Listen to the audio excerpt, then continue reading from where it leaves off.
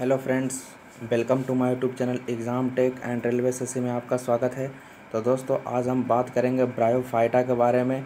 ठीक है दोस्तों, तो आज का टॉपिक स्टार्ट करने से पहले आप हमारे चैनल को सब्सक्राइब कर दें, लाइक करें, कमेंट करें और अपने दोस्तों को व्हाट्सएप ग्रुप पर शेयर कर दें फ्रेंड्स। और बगल में बेल आइकन का निशान होगा फ्रेंड्स, उसे भी आप प्रेस कर दें ताकि आपको वीडियो का नोटिफिकेशन समय समय पर मिल सके। तो फ्रेंड्स, आज बात करते हैं ब्रायोफाइटा के बारे में। चलिए ध्यान दीजिए। सबसे पहला पॉइंट्स आपको ये ध्यान में रखना है फ्रेंड्स कि जो ब्रायोफाइटा होते हैं, ब्रायोफाइटा भ्रूण बनाने वाले पौधे का सबसे साधारण एवं आद्य समूह है। यानी कहने का मतलब ये हो गया कि आपका जो ब्रायोफाइटा है, ठीक है, जो ब्रायोफाइटा है फ्रेंड्स, वो प्रिमिटिव पौधा है। कैसा है? प्रिमिटिव। प्रिमिटिव कहने का मतलब ये पुराना है। ठीक है, प्रिमिटिव कहने का मतलब ये सबसे पुराना है। तो कैसा सबसे पुराना है? तो भ्रूण बनाने में, ठीक है, भ्रूण बनाने में ये सबसे पुराना पौधा है ब्रायोफाइटा। अब ये भ्रूण क्या होता है, एम्ब्रियो क्या होता है? इस इंग्लिश में भ्रूण को एम्ब्रियो कहा जाता है। तो मैं आपको पहले ही बता चुका हूँ कि जैसे मान लीजिए कि ये मेल है और इधर फीमेल है, ठीक है। जब दोनों आपस में मिलता है फ्रेंड्स, तो उसे क्या बोलते हैं? उसे फर्टिलाइजेशन कहा जाता है। फर्टिलाइजेशन के बाद जाइगोट बनता है और जाइगोट के बाद एम्ब्रियो, ठीक है, एम्ब्रियो का निर्माण होता है। तो इसी एम्ब्रियो के बारे में बोल रहा हूँ कि इसी एम्ब्रियो का या पौधों का सबसे साधारण एवं आद्य समूह होता है कौन? ब्रायोफाइटा। ठीक है, सेकेंड पॉइंट आगे ध्यान दीजिए। उसके बाद आप ये ध्यान में रखिएगा फ्रेंड्स कि इनमें संवहन उत्तक नहीं होते हैं। ठीक है, आपको याद रखना है कि ब्रायोफाइटा में संवहन उत्तक मौजूद नहीं होते हैं। ठीक है, ये भी पॉइंट्स आपको ध्यान में रखना है, इसमें संवहन उत्तक नहीं होता है। इसके अलावा ये पौधे जो होते हैं फ्रेंड्स, ये छायादार एवं नम स्थानों पर पाए जाते हैं। ठीक है, छायादार और कैसा स्थान? तो नमी वाले स्थानों पर ये पाए जाते हैं। तो ये आपको ध्यान में रखना है। अब देखिए फ्रेंड्स, मैं कुछ ब्रायोफाइटा का थोड़ा सा फिगर दिखा देता हूँ। ये थोड़ा पर इस फिगर को थोड़ा सा गौर से देखिए। ठीक है, ये ब्रायोफाइटा समूह का ही ये फिगर है। ठीक है, तो फिगर को आप एक बार ध्यान से देख लीजिए, उसके बाद आगे बढ़ते हैं। चलिए फ्रेंड्स, अब आगे बढ़ते हैं। आगे ध्यान दीजिए। देखिए, नेक्स्ट पॉइंट आपको ये ध्यान रखना है इसमें कि कुछ वैज्ञानिक ब्रायोफाइटा समुदाय को, ठीक है, कुछ वैज्ञानिकों ने क्या कहा है फ्रेंड्स कि जो ब्रायोफाइटा समुदाय के वनस्पति को एम्फीबिया वर्ग कहा है। ठीक है, मतलब ब्रायोफाइटा समूह को क्या कहा है? एम्फीबिया वर्ग। मतलब ब्रायोफाइटा समुदाय का कुछ ऐसे भी पौधे होंगे जिसे वनस्पति जगत का क्या कहा जाता है? एम्फीबिया वर्ग कहा जाता है। तो आपको प्रतियोगी परीक्षाओं में पूछ सकता है कि किसको वनस्पति जगत का एम्फीबिया वर्ग कहा जाता है? तो आपको जवाब में क्या लिखना है? ब्रायोफाइटा। ठीक है, चलिए नेक्स्ट आगे बढ़ते हैं। आगे कहा जाता है इन्हें प्रथम स्थलीय पौधा माना जाता है। ठीक है, प्रथम स्थलीय पौधा किसे माना जाता है? तो ब्रायोफाइटा को प्रथम स्थलीय पौधा माना जाता है। ठीक है, लैंड पर, ठीक है, लैंड पर जन्म लेने वाला पहला पौधा माना जाता है किसे? ब्रायोफाइटा को। नेक्स्ट पॉइंट आपको ये ध्यान में रखना है कि ब्रायोफाइटा वर्ग का सबसे बड़ा पौधा, ब्रायोफाइटा का जो सबसे बड़ा पौधा है दोस्तों, ठीक है, वो कौन है? तो उसका नाम है डॉवसोनिया। ठीक है, क्या नाम है? डॉवसोनिया। तो याद रखना है आपको कि इस वर्ग का सबसे बड़ा पौधा कौन है? डॉवसोनिया है। ये आपको ध्यान में रखना है। चलिए नेक्स्ट आगे बढ़ते हैं। देखिए फ्रेंड्स, आपने सबसे पहले एक वर्ड का पहले आपने नाम सुना है, पहले ध्यान दीजिए। मैं एक वर्ड लिखता हूँ, ध्यान दीजिए यहाँ पर। गैमेटोफाइट। ठीक है, हिंदी में कहा जाता है युग्मकोद्भिद। ठीक है, युग्मकोभिद कहा जाता है। ठीक है, गैमेटोफाइट। थोड़ा सा पहले इसके बारे में जान लीजिए, गैमेटोफाइट क्या होता है। तो ये जो गैमेटोफाइट होता है फ्रेंड्स, ये प्लांट में सेक्स ऑर्गन को डेवलप करता है। ठीक है, ये क्या करता है? प्लांट में सेक्स ऑर्गन को डेवलप करता है गैमेटोफाइट। ठीक है, जैसे मेल फीमेल मिलता है तो उसके बाद फिर आपका फर्टिलाइजेशन होता है, फर्टिलाइजेशन के बाद जाइगोट भ्रूण, ठीक है, तो उस वही आपका क्या होता है? गैमेटोफाइट होता है। तो बस सेक्स ऑर्गन को डेवलप करने वाला पौधा में कौन होता है? गैमेटोफाइट होता है।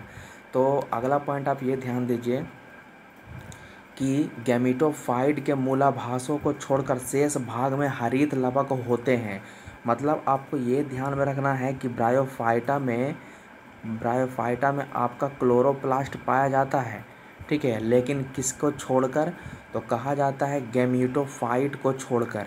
गैमीटोफाइट कहने का मतलब सेक्स ऑर्गन, ठीक है, तो सेक्स ऑर्गन को छोड़कर बाकी जितने भी अंग होते हैं, ठीक है, तो ब्रायोफाइटा में क्लोरोप्लास्ट पाए जाते हैं, ठीक है, केवल इसे छोड़कर, ठीक है। तो ये आपको ध्यान में रखना, जिसके कारण से ये स्वापोषी होते हैं, ठीक है। ये कैसे होते हैं, ब्रायोफाइटा जो होते हैं स्वापोषी होता है क्योंकि इसमें क्लोरोप्लास्ट पाया जाता है। जब क्लोरोप्लास्ट रहेगा फ्रेंड्स तो उसमें क्लोरोफिल भी रहेगा, इसी कारण से ब्रायोफाइटा क्या होते हैं, स्वापोषी होते हैं, यानी ऑटोट्रॉप्स होते हैं, अपना भोजन का निर्माण ये स्वयं करते हैं। तो ये आपको ध्यान में रखना है। चलिए नेक्स्ट आगे बढ़ते हैं। नेक्स्ट पॉइंट आपको ध्यान में रखना है फ्रेंड्स कि ब्रायोफाइटा में, ठीक है, ब्रायोफाइटा में छोटे थाइलस नुमा होते हैं, ठीक है। मैं यहाँ थोड़ा सा फिगर बनाकर आपको दिखाता हूँ, ठीक है। इसमें थाइलस की तरह छोटा छोटा आपका स्ट्रक्चर होता है। इनमें तने एवं पत्तियों की तरह रचनाएं मिलती है। इनमें जड़ हमेशा अनुपस्थित रहता है, यानी आपको ये याद रखना है कि इसमें जड़ नहीं पाया जाता, ठीक है। ब्रायोफाइटा वाला में जड़ आपका अनुपस्थित होता है, किंतु इसमें थाइलस होता है फ्रेंड्स, और उस थाइलस से आपका कई तरह के रचनाएं निकलता है। मैं थोड़ा सा फिगर, इसके पत्ता का थोड़ा सा फिगर बनाता हूँ। इसका देखिए, आपने देखा होगा इस तरह का लिप्स को देखा होगा फ्रेंड्स, ये घरों में सजाया भी जाता है ब्रायोफाइटा का, ठीक है। इस तरीक़ा से कुछ कटिंग करके इसका पत्ती होता है, ठीक है। तो कहा जाता है कि ये थाइलस होता है, ठीक है, ये थाइलस की तरह होता है, लेकिन कहा जाता है कि इसमें जड़ नहीं होता है।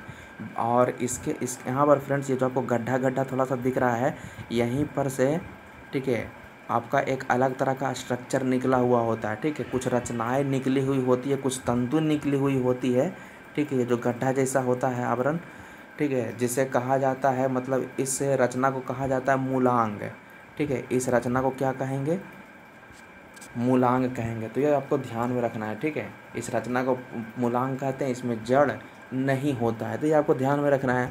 चलिए नेक्स्ट आगे बढ़ते हैं। देखिए,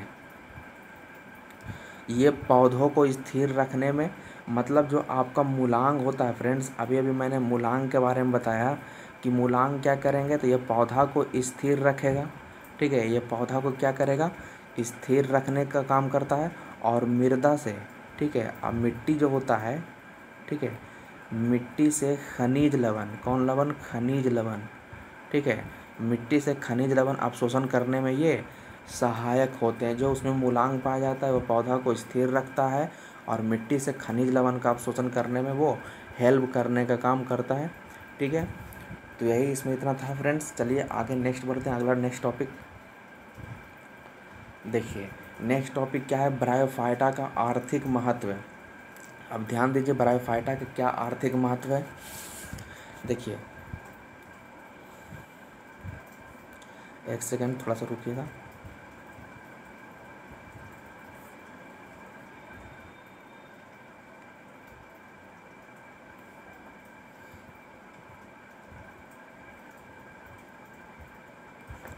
देखिए ध्यान दीजिएगा, फर्स्ट पॉइंट आपको ध्यान में रखना है कि ब्रायोफाइटा वर्ग के पौधे मृदा अपरदन को रोकने में सहायक होते हैं, ठीक है।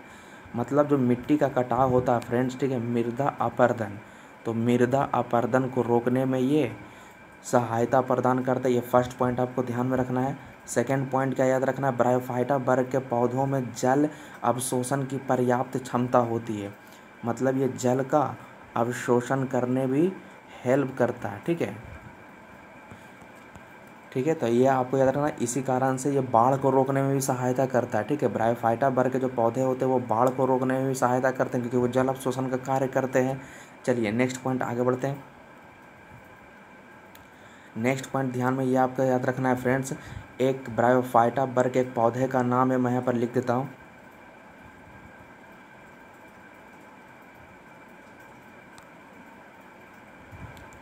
इसका नाम है अस्फेगनम, ठीक है, अस्फेगनम। तो एस्फेगनम जैसे ब्रायोफाइट्स का प्रयोग ईंधन में किया जाता है। कहाँ किया जाता है? ईंधन यानी फ्यूल में। ठीक है, एक एस्फेगनम नाम का ब्रायोफाइटा वर्ग का पौधा है जिसका यूज़ कहाँ किया जाता है? तो ईंधन के रूप में इसका प्रयोग किया जाता है। ये आपको ध्यान में रखना है।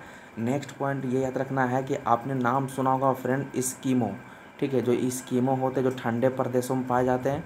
ठीक है, जो लोग होते हैं इस्कीमो जनजाति समुदाय एस्फेगनम का प्रयोग चिराग में बत्ती में करते हैं। ठीक है, जो मसाल टाइप का होता है फ्रेंड, बत्ती वगैरह होता है।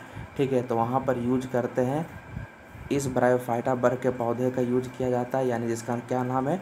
तो एस्फेगनम नाम है। और कौन करते हैं? तो एस्किमो जनजाति के लोग करते हैं। ठीक है, तो ये आपको ध्यान में रखना है। चलिए नेक्स्ट देखिए फ्रेंड्स, आपने मॉस का नाम सुना होगा।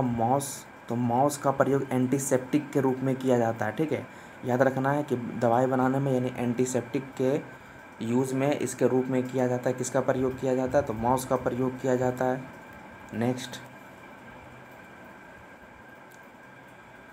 नेक्स्ट आपको यह याद रखना है फ्रेंड कि शाकाहारी स्तनधारी, जो शाकाहारी जीव होते हैं, ठीक है, और कैसे स्तनधारी। ठीक है, तो शाकाहारी स्तनधारी कुछ ब्रायोफाइट्स पौधे का प्रयोग भोज्य पदार्थ के रूप में करते हैं। मतलब इसका यूज फूड के रूप में भी यूज किया जाता है ब्रायोफाइटा का। ठीक है, तो ये आपको ध्यान में रखना है। ठीक है फ्रेंड्स, तो ये खत्म हो चुका है। ठीक है, ये टॉपिक समाप्त हो चुका है। थोड़ा सा बस इसमें और है, ध्यान दीजिए।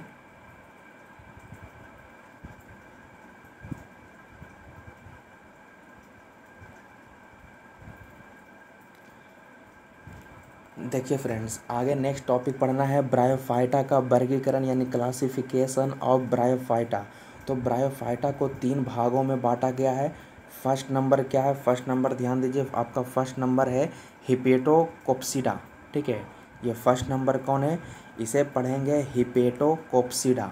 ठीक है, उसके बाद सेकेंड नंबर आपका क्या है? तो एंथोसिरोटोप्सिडा, एंथोनी। ठीक है, ऐसे एंथोनी भी पढ़ सकते हैं। ठीक है, ये थोड़ा सा बाई, इसमें बाई काट लीजिएगा फ्रेंड्स। ठीक है, इसमें बाई नहीं है। ठीक है, तो याद रखिएगा, ये टोटल इतना याद रखिएगा। ठीक है, एंथो लिखा हुआ है। ठीक है, वो थोड़ा सा लिखने में मिसप्रिंट हो गया। ठीक है, तो एंथोसिरोप्सिडा। ठीक है, तो ये आपको ध्यान में रखना है। और लास्ट क्या है? ब्रायोप्सिडा। ठीक है, ब्रायोप्सिडा, या इसी को मॉस भी कहा जाता है। ठीक है, इसी को मॉस भी कहा जाता है, तो ये आपको ध्यान में रखना है। ठीक है, तो ये 3 तरह के होते हैं फ्रेंड्स। ठीक है, ये तीनों तरह को आपको ध्यान में रखना है। ठीक है, तो थोड़ा सा तीनों के बारे में थोड़ा सा जान लीजिए। ठीक है, पहला आते हैं हिपेटकोप्सिडा के बारे में। तो इसके बारे में कहा जाता है फ्रेंड्स कि इसके अंतर्गत रिक्सिया आता है। ठीक है, रिक्सिया नाम है। ठीक है, क्या आता है? रिक्सिया ब्रायोफाइटा वाला। ठीक है, इसके अलावा मार्केसिया। ठीक है, मैं लिख देता हूँ। ठीक है, ऐसे नाम है मार्केंसिया। ठीक है, तो ये सब नाम है फ्रेंड, मार्केंसिया आते हैं और पोरेला। ठीक है, ये सब ब्रायोफाइटा इसके अंतर्गत आते हैं, तो आपको ध्यान में रखना है। रिक्सिया है, मार्केंसिया है, ठीक है, पोरेला है, तो ये किसके अंतर्गत आते हैं? तो हिप्टोकोप्सिडा के अंतर्गत आते हैं। नेक्स्ट आगे बढ़ते हैं। नेक्स्ट आपका क्या है? एंथो। ठीक है, एंथोसिरोप्सिडा था फ्रेंड्स, एंथोसिरोप्सिडा। तो इसमें आपको ये ध्यान में रखना है कि इसे एक और नाम से भी जाना जाता है। वो कौन है? तो इसको एक और नाम से जाना जाता है जिसे कहा जाता है हॉर्न वर्ट। ठीक है, इसे हॉर्न वर्ट भी कहा जाता है। ठीक है, और इसके अंतर्गत क्या आता है? तो इसके अंतर्गत आते हैं एंथोसिरोसिस। ठीक है, ये नाम है एंथोसिरोसिस। ठीक है, या एंथोसिरोस भी आप बोल सकते हो। ठीक है, एंथोसिरोस। ठीक है, चलिए थर्ड नंबर क्या था? ब्रायोप्सिडा के बारे में। ठीक है, ब्रायोप्सिडा जिसे हम मॉस भी कहते हैं, तो इसके अंतर्गत आपका एस्फेगनम आता है। ठीक है, कौन सा ब्रायोफाइटा आता है? एस्फेगनम। ठीक है, तो एस्फेगनम आता है फ्रेंड्स। फ्यूनेरिया का नाम आपने सुना होगा। ठीक है, फ्यूनेरिया।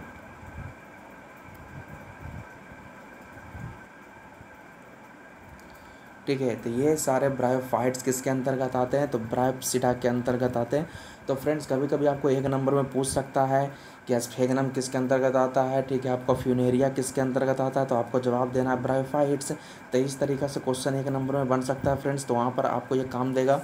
तो ये टॉपिक समाप्त हो चुका है फ्रेंड्स। बस थोड़ा सा कुछ पॉइंट्स और याद, थोड़ा सा और पॉइंट्स रह गया इसमें फ्रेंड्स, ठीक है। तो थोड़ा सा पॉइंट्स जो रह गया उस पर ध्यान दीजिए।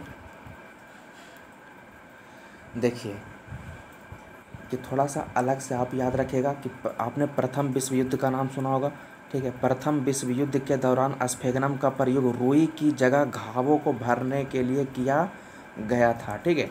तो आपका जो स्फेगनम था फ्रेंड, ठीक है, स्फेगनम, तो स्फेगनम का प्रयोग क्या किया, कहाँ किया गया था, तो घाव भरने में, ठीक है, घाव को भरने में किया गया था। कब, जो फर्स्ट वर्ल्ड वार हुआ था तब, ठीक है, फर्स्ट वर्ल्ड वार, ठीक है, जब फर्स्ट वर्ल्ड वार हुआ था, प्रथम विश्व युद्ध हुआ था, तो वहाँ पर स्फेगनम का प्रयोग रुई की जगह घावों को भरने के लिए प्रयोग में किया गया था, ठीक है।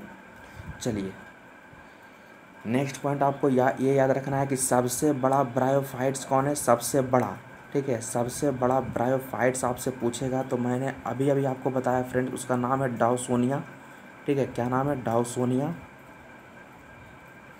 तो ये 1 नंबर में क्वेश्चन बन सकता है, डाउसोनिया।